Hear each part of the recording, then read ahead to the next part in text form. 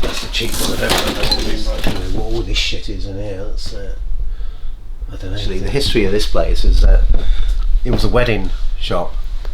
So they've actually made all their gowns up here. So this is where they've done all their alterations upstairs. So, and that's where they worked. They had all the sewing machines on here.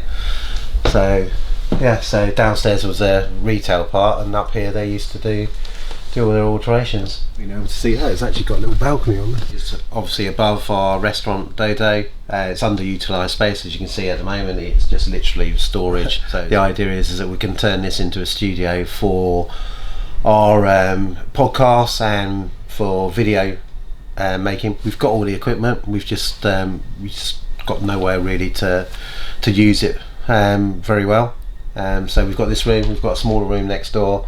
So we could probably do our podcast editing in that room, and then maybe use this for sort of interviews and videos.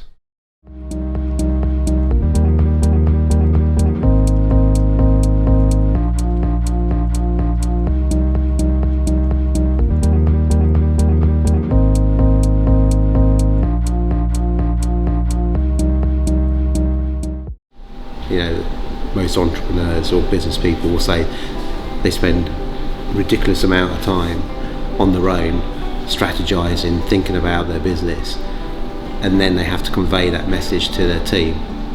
Right now the priorities are changing, and that's what we've had to do with Dodo. So we're taking our development manager who's responsible for developing all concepts, but has been largely focused on what can go, and we're actually supplanting him into the heart of Dodo and making him systemize that business in order for us to then replicate it for the next location, and then going forward to hopefully franchise that concept. That has to be done. It just has to be done.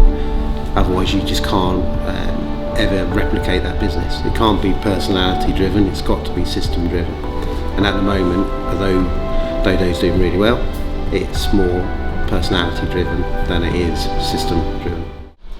So it's not going to take away anything from them, you focusing for a period on Dodo. Your role hasn't changed, it's just that we want a more focused approach on Dodo. Yeah. We've got a lot of work to be done in terms of systemising what we're doing downstairs. It's been operating now for 7 months, but if I had to put my hand on my heart and say, okay, we've got it systemised down there, we know all of our supply chain, we know all of our systems, all of our training, all of our manuals are all done. Yeah. Well, they're not. We know that. Yeah. And we're in the process of opening up a far bigger store in Liverpool. Yeah.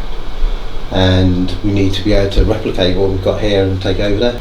We want you to obviously really embed yourself within the day-to-day operation downstairs, which does mean getting your hands dirty, just as it did with Walk and Go. So in order to know everything that goes on, you have to work in it. You have to work in it. Just had your meeting with Des, how did that go?